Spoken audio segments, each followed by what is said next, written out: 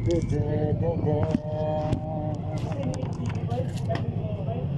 what I see, kapatid na Eli, ay si Brad Isidro Quijano, isa po siyang Church of Christ.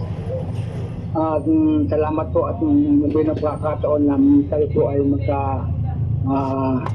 magkaharap po at magkita po ng gawain ito. But hindi suryanin, meron na po akong naisipong tanong na nais yung ipaabot sa inyo. Yung po bang aral at turo ng dating daan, yung po ba ay nag-aglayan po sa Pinayon ni Cristo Iglesia na natala po sa 16:8 ng Mateo? Ito lang po, Brother Willie. Ang itinayo pong iglesia sa panahon ng Panginoong Kristo ay ang iglesia ng Diyos, kapatid. Yung iglesia ng Diyos, yun ang ipinangaral ng mga apostol. Ikalawang Korinto 1:1. Si Pablo na apostol ni Kristo Jesus sa pamamagitan ng kalooban ng Diyos, at si Timoteo na ating kapatid sa iglesia ng Diyos na nasa Korinto. Ang ipinangaral ni Apostol Pablo na iglesia ay iglesia ng Diyos. Nangaral siya sa Korinto, iglesia ng Diyos pinangaral niya.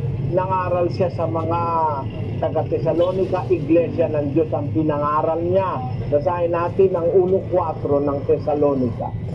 Ano pat kami sa aming sarili ay nangagkakapuri sa inyo sa mga iglesia ng Diyos dahil sa inyong pagtitiis at pananampalataya. Nang mangaral siya sa Tesalonica, iglesia ng Diyos din ang pinangaral niya.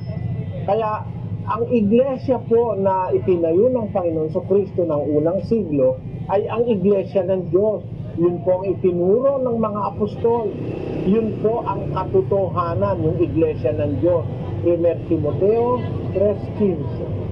Ngunit kung ako'y magluwat ng mahabang panahon, ay upang maalaman mo kung paano ang dapat sa mga tao na ugaliin nila sa bahay ng Diyos, na siyang iglesia ng Diyos na buhay, at haligi at saligan ng katotohanan. Yung iglesia po ng Diyos, yun ay sa Diyos na buhay.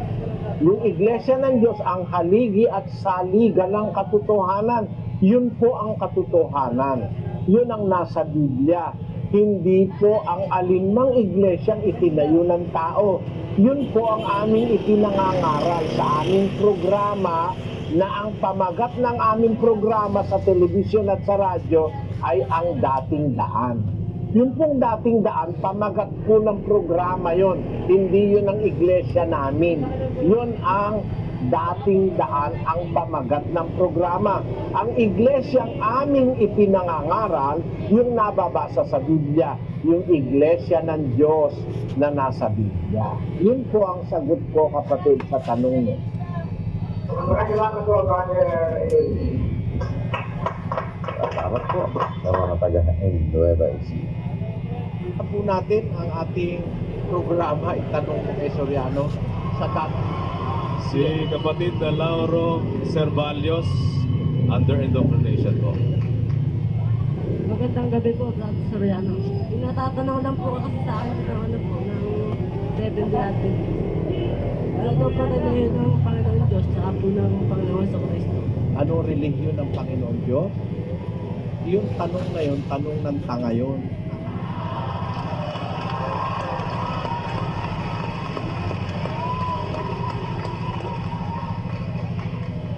Kasi, ang kahulugan ng relihiyon, from the Greek, kreskia, pakilagay sa screen, yung relihiyon sa Griegong Biblia, kreskia, a derivative of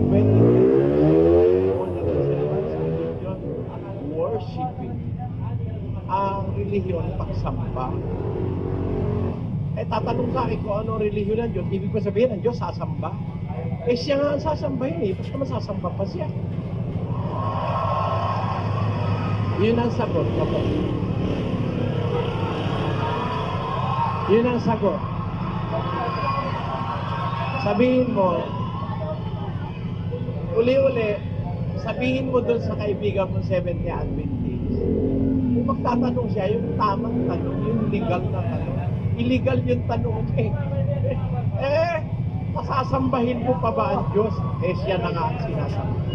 Okay na, kapatid? Tanong, Sige. kailangan, may nababasa po ba sa Biblia na pupunta pa po doon sa ganung lugar para po magpasalamat? Ang pagpapasalamat sa Diyos, nagaganap kahit saang lugar. Kaya lang ginaganap yun kung saan nandun yung mga tao ng Diyos. Basahin natin sa awit. Aking ihahandog sa iyo ang hain na pasalamat at tatawag ako sa pangalan ng Panginoon.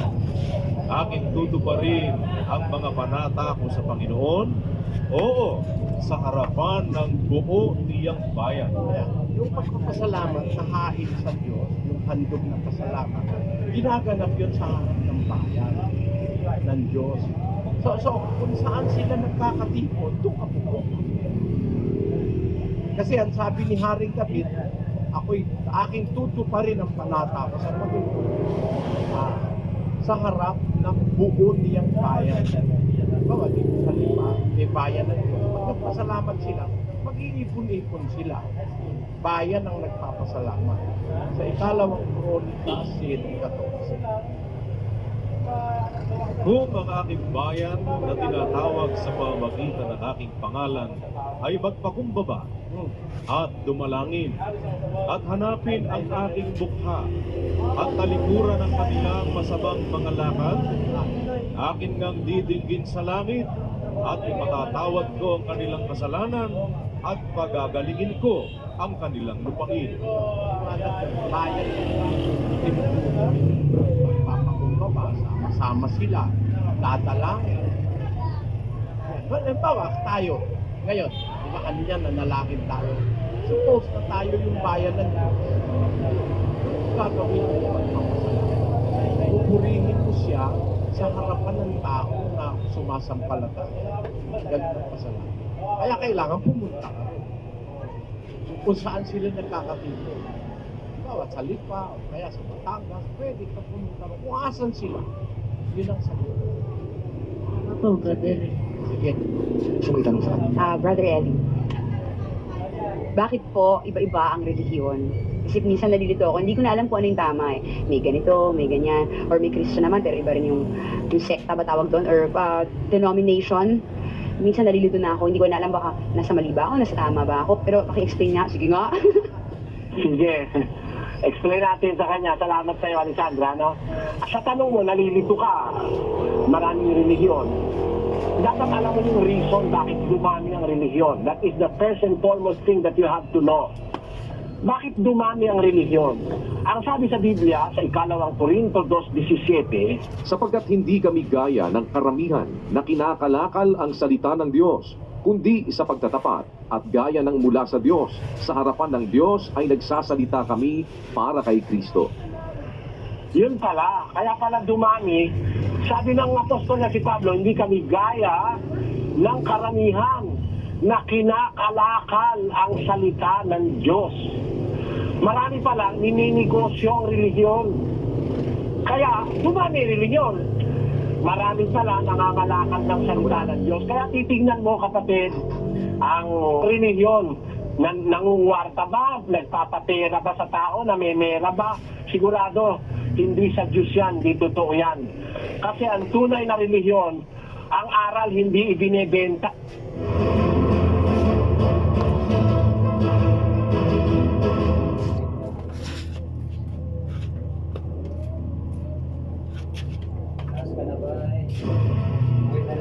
Ako rin ganun.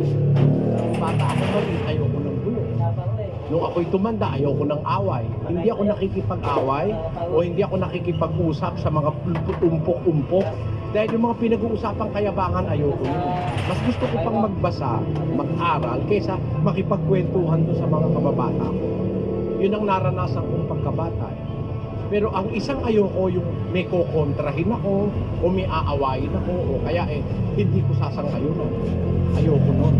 Pero nung matuto ko ng Biblia, na iba ang pagkakilala ko sa buhay. Pag walang kokontra sa mali, lahat ng tao maniniwala sa mali. Tandaan niyo. Ngayon, ano ang batayan ko? Na masama na yung mali, hindi mo kokontra. Bakit ganon? Ba't ko sinasabi yun? Pag mali, dapat unahin. Pag mali, dapat sawayin. Pag mali, dapat pigilan. Kasi sabi ng Diyos 3 G's ng Tito. Pakinggan nyo. Ang taong may maling pananampalataya, pagkatapos ng una at ikalawang pagsaway ay itakwil mo.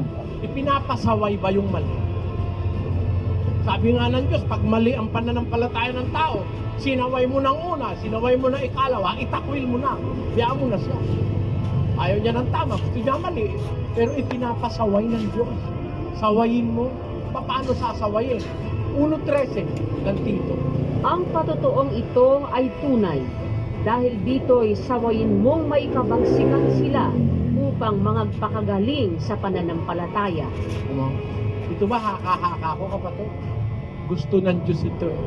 Pag mali ang pananampalataya, sawayin mong may kabagsikan sila. Siguro nung sabihin ng Diyos yan, hindi naman niya sinabi yan. Sawayin mo, may kabagsikan sila. Ganon ba nung sabihin ng Diyos yun? Hindi naman ganon eh. Sabi, sawayin mong may kabagsikan sila upang magpakagaling sa pananampalataya. Gusto mong gumaling ang tao? Pag mali, sawayin mo. Ngayon, kung gusto niyang pasaway o ayaw niyang pasaway, bahala siya. Meron talagang pasaway. Pero tungkulin mo kung mangangaral ka na sumaway. Basa, 2 Timoteo 4:2. Ipangaral mo ang salita. Magsikap ka sa kapanahunan at sa di kapanahunan. Sumawata ka, sumaway ka. O kita mo, utos ng Diyos sa mangangaral yan. Sumawata ka, sumaway ka. O pag sumasaway ba, mali. Ba't hindi na lang natin igalang ang pananampalataya ng isa't isa? Kung mali, ba't ko igagalang? Ibig mo sabihin, ang paniniwala mo si Kristo, tao, ha? Tapos sabihin ko, ginagalang ko yan, amen. Ganun ba? Pag sinabi mo si Kristo, tao, sisigaw ako. Hindi tao si Kristo, kundi nagkatawang tao. Yan ang sasabihin ko. Nag-uumpisa na ang labanan. Bakit? Gusto ng Diyos na ganun para ang tao mailigtas sa mali. Ganun yun. Kung ako makikipagkaibigan lang, di na ako magsasalita. Pero hindi ako naparito para makipagkaibigan kahit kanino. Kahit magalit kayong lahat sa akin, sasabihin ko yung ipinasasabi ng aking Diyos na kinikilalang nasa langit. Kailangan nyo.